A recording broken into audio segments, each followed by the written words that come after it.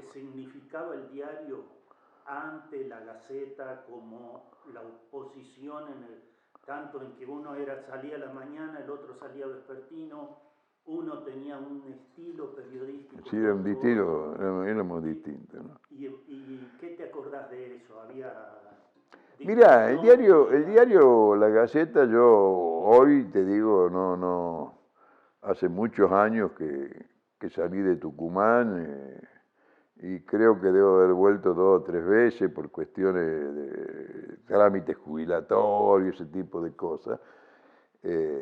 No sé cómo está hoy, ni inclusive el formato. El diario La Gaceta también tenía formato grande y era un diario muy parecido, creo que lo hacían intencionalmente, a La Nación y a La Prensa. Era el estilo, un diario que apuntaba a ese sector social, clase media alta, que lo consumía, ¿no?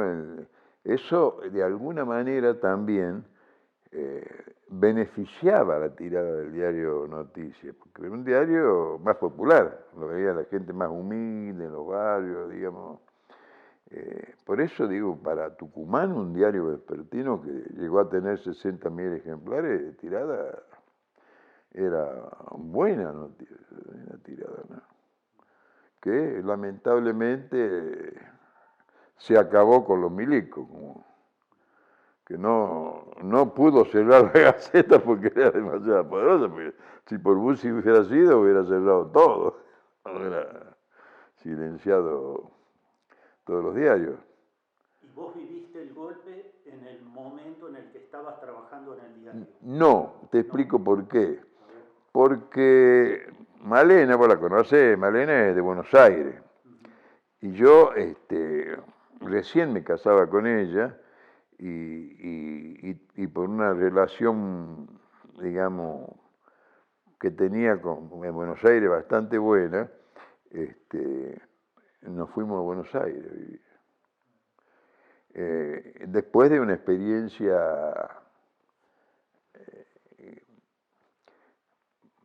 muy jodida, en el sentido de que resulta que mis suegros en Buenos Aires eran vecinos de un tipo que se llamaba Italo Piaggi.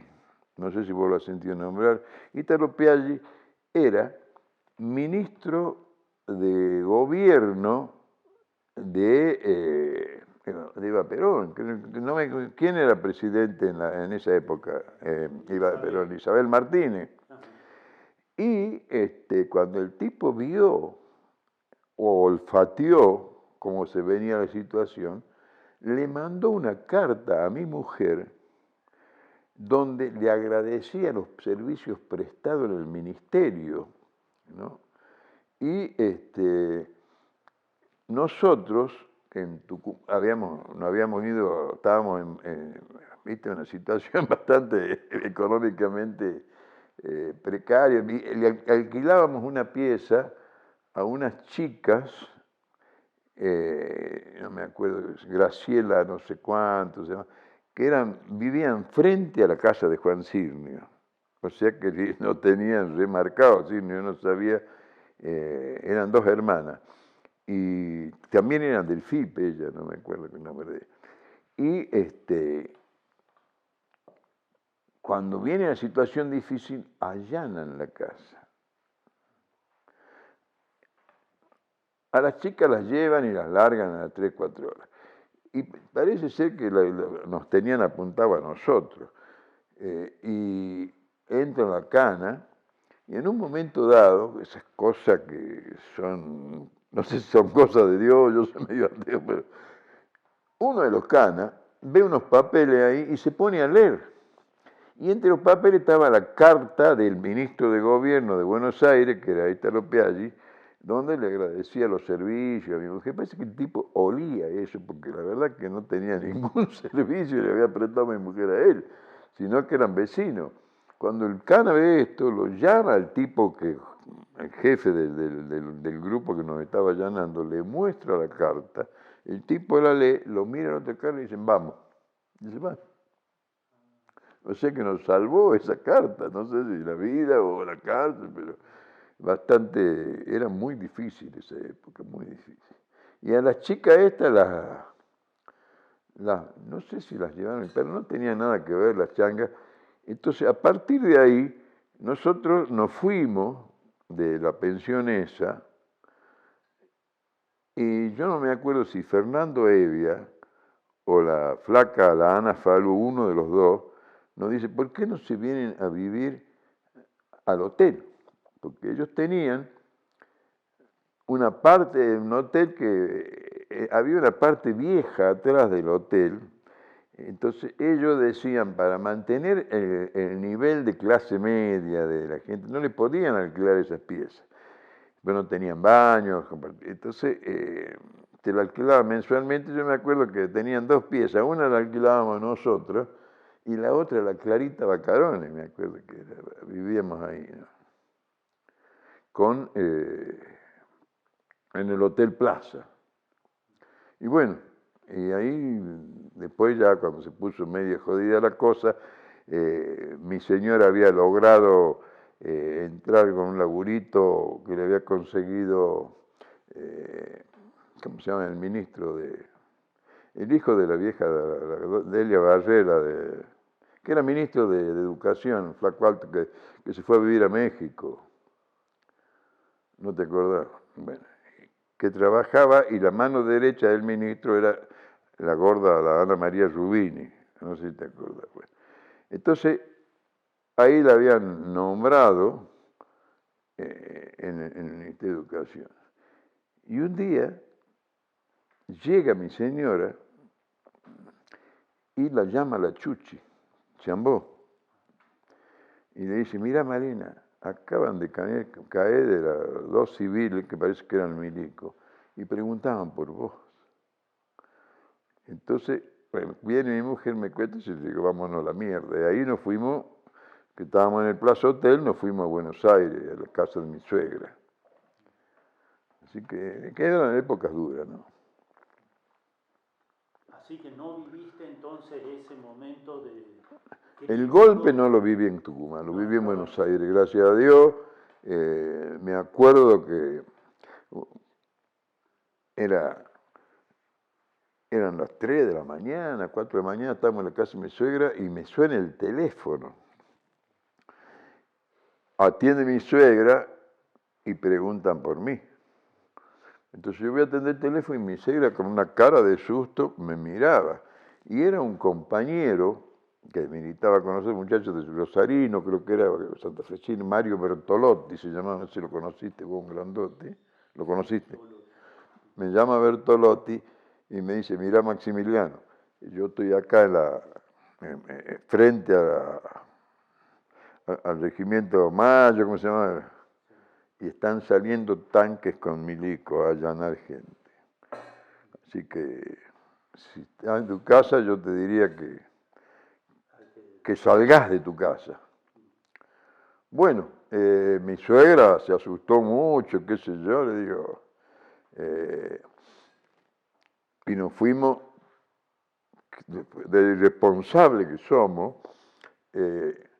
a la vuelta de la casa de mi suegra, con las tapias, compartiendo medianera al fondo, los fondos de la casa, estaba el sindicato, un sindicato de empleados municipales de San Fernando, porque esto era en San Fernando, y con los cuales teníamos relación. Entonces, ahí nomás nos fuimos al sindicato, digo, porque por de pronto parece que estaban allanando tipos ligados a la política, ¿no?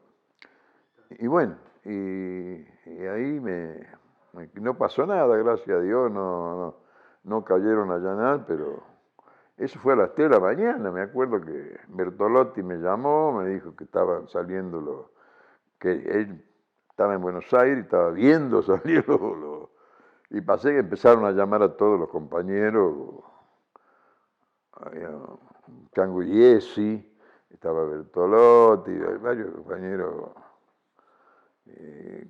militaban con nosotros que les avisaron a todos. ¿Vos en ese momento militabas en Guardia de Hierro? Sí, militaba en Guardia de Hierro. Hierro. ¿Y Guardia tenía una estructura Sí, era un proceso. militar, digamos. Guardia tenía una estructura medio político-militar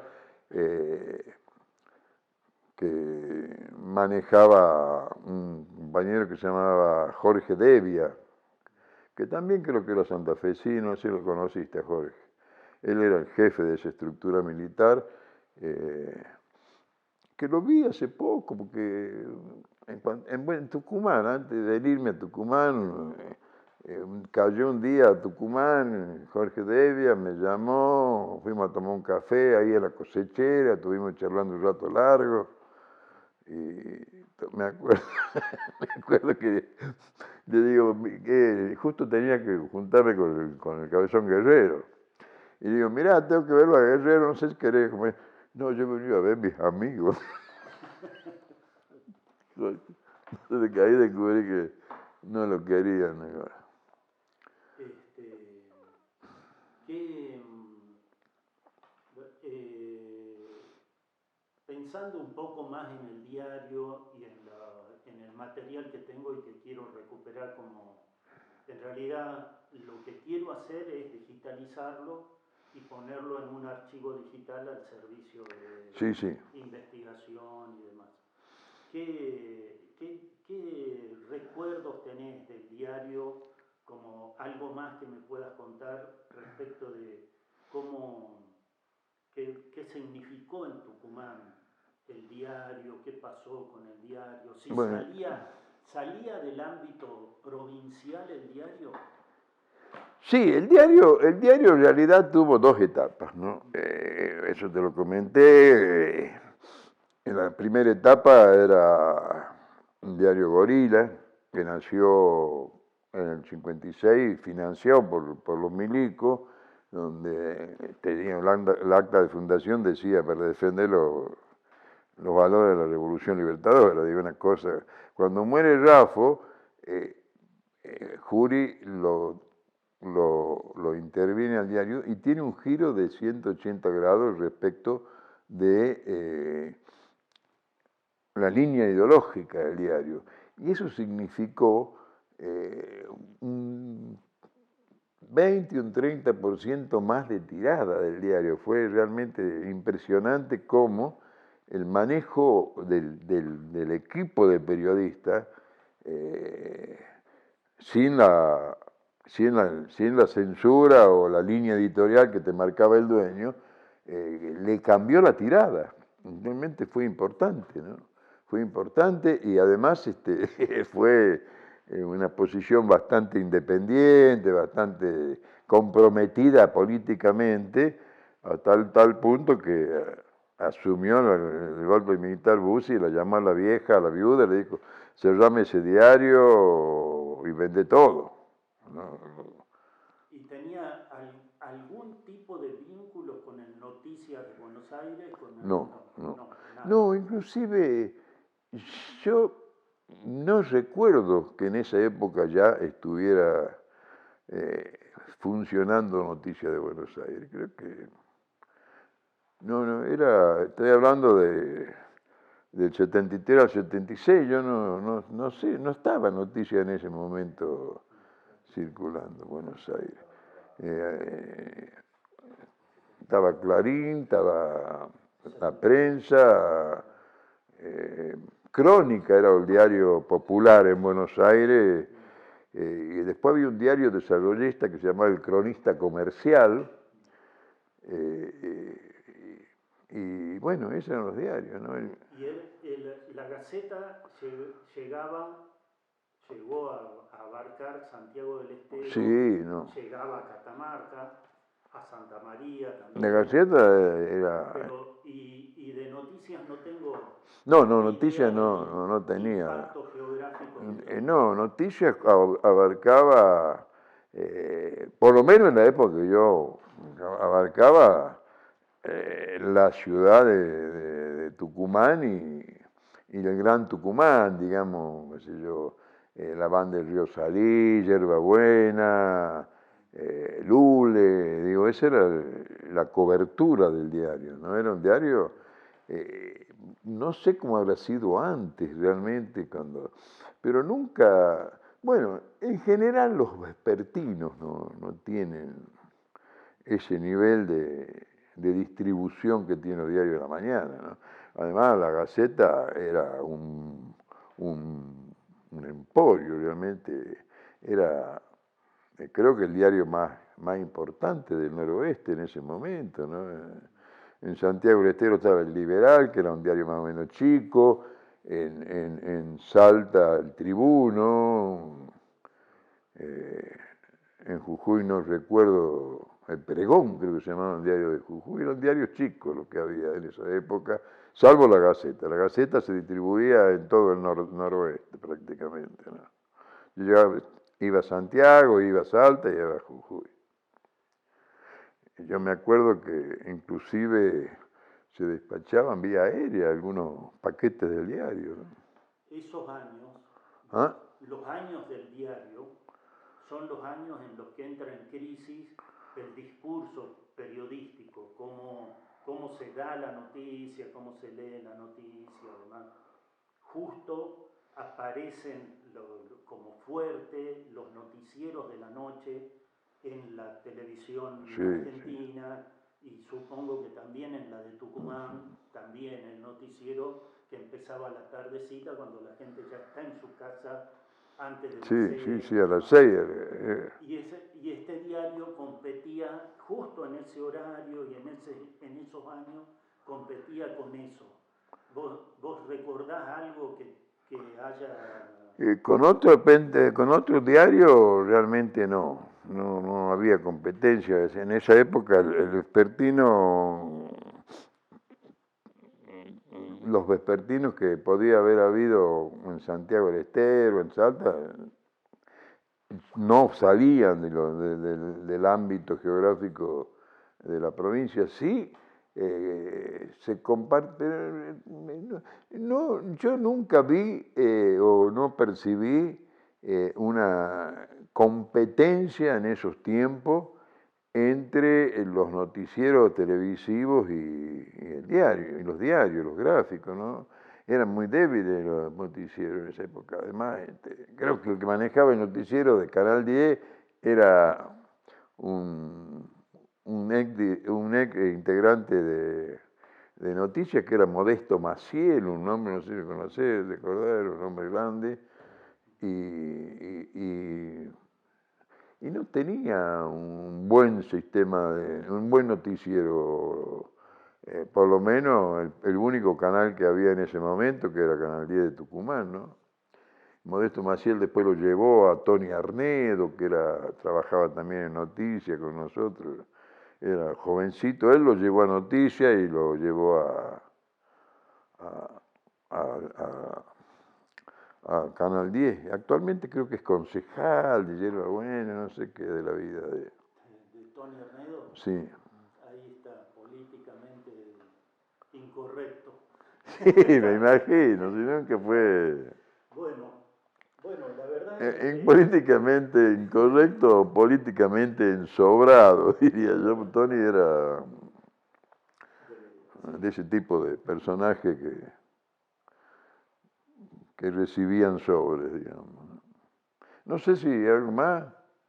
No se me ocurre ahora. Bueno, estoy a tu disposición, Oscar. Procesar esto y si... Estoy a disposición, digamos, yo realmente de lo que me acuerde, ¿no? Digamos.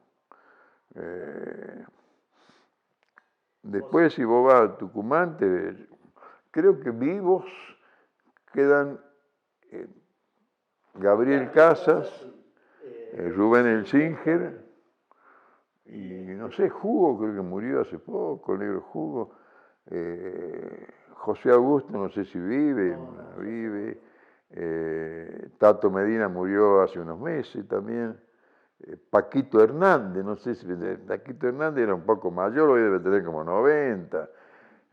Vos lo conociste a Paco, sí, porque él hacía espectáculos. Pelao Terribile era un hombre grande. No creo que queden muchos vivos ahí. Barrio Nuevo, no sé si también hoy Barrio Nuevo puede andar rondando los 85, trabajar. Cuando cierre el diario, por buenas gestiones de Manuel Gonzalo Casas, y por pedido de Gabriel, que era uno de los del diario, logró hacerlo entrar a la Gaceta a Tato Medina, a Barrio Nuevo y al Negro Jugo, que eran los amigos de Gabriel, ¿no? Y no sé qué será de la vida de Barrio Nuevo, no supongo que no debe vivir ya. Y de los periodistas viejos de la etapa anterior a que vos entres, ¿quedó gente trabajando en el diario en esa cooperativa que se armó? ¿O no? ¿O fue todo? Sí, quedó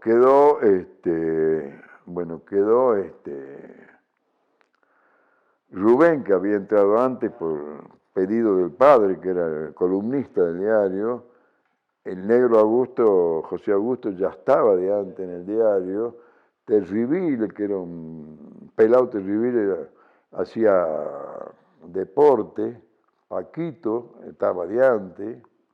¿Y ellos se acomodaron bien a la idea de armar la cooperativa y hacerlo Sí, funcionar? todo. En realidad no.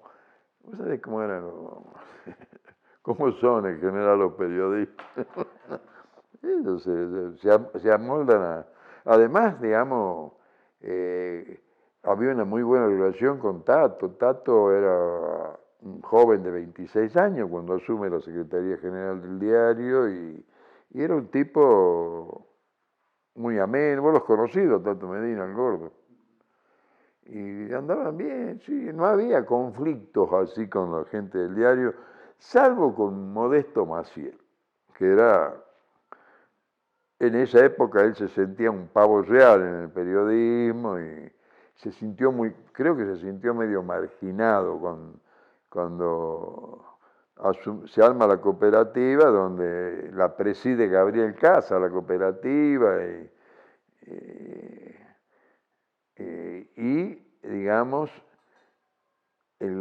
había un alto componente de peronismo entre los periodistas, te digo, el negro José Augusto, Tato Medina, Gabriel Casas, Rubén Elsinger, yo, digamos, en una redacción que no superaba los 10 tipos, por lo menos 6 o 7 éramos peronistas, después estaba Maciel, estaba Terribile, que nunca supe si era periodista o no era periodista, pero el tipo se limitaba a su rol de periodista deportivo. Mario Sosa también estaba y hacía deporte, no sé si lo conociste, el gordo Mario Sosa, también era compañero, digamos, a pesar de Rafo, en la redacción del diario, bueno, es un proceso, éramos jóvenes, y ahí en el 73 una marcada peronización de la generación nuestra de esa época, digamos, y bueno, y eso llegó al diario de alguna manera, ¿no? Vos estabas en Rosario, creo, en esa época todavía. Y a los compañeros linotipistas, a los que hacían la parte de imprenta y todo eso, Sí. ¿los tratabas? Sí, por supuesto, eran amigos. ¿Tenés nombre? ¿Te acordás de ellos? Me acuerdo de Juárez, que después había uno que no me acuerdo el apellido, pero también era bastante amigo. Varios de ellos, por el oficio que tenían, son oficios muy técnicos, varios de ellos lograron entrar a la rotativa de la Gaceta, ¿no? Pero del que más me acuerdo es de Juárez, porque nosotros en ese momento intentamos, con 2 o 3 compañeros, armar un diario alternativo que se llamaba Ámbito de Noticias, ¿no? Y bueno, y entre los que estaban, el único linotipista era Juárez, y después éramos 3 o 4 románticos y así te querían sacar un diario, ¿no? Que inclusive llegamos a tirar 1 o 2 diarios, no me acuerdo qué se habrán hecho. Pero de esos, ninguno debe estar vivo ya. No había, dentro de la estructura de linotipista, yo no recuerdo jovencitos, ¿no? Además, yo te estoy hablando, tengo 79 años y era uno de los periodistas más jóvenes que tenía el diario. Tenía 26 años cuando entré. Lo más joven era Rubén Elsinger, era Gabriel Casa y yo. Éramos Tony Arnedo, que entró, pero tuvo muy poquito tiempo Tony Arnedo, porque entró de la mano de Maciel y se fueron los dos al canal a los meses, ¿no? Al poco tiempo de todo esto, cambió la tecnología del diario, Sí. cambió del linotipo a offset. Sí, a offset, pero no llegó al diario eso. Claro, sí. La máquina, por lo que se ve del diario Sí, impreso, era era linotipo. todo linotipo. Era obsoleta, no sé qué se habrán hecho. Yo sé que a mí se me ocurre que se fundieron. Digamos, la deben haber comprado alguna fundición como Metalúrgica Sable, ¿no? Porque era mucho material de hierro y plomo que había, ¿no? Ya prácticamente con el cierre coincidió prácticamente, porque yo me acuerdo que los compañeros dos o tres, me acuerdo de Juárez, el apellido de los demás no me acuerdo, había un personaje, un negro que no me acuerdo cómo se llamaba, entraron como linotipistas a la Gaceta y rápidamente se tuvieron que adaptar al OPSI.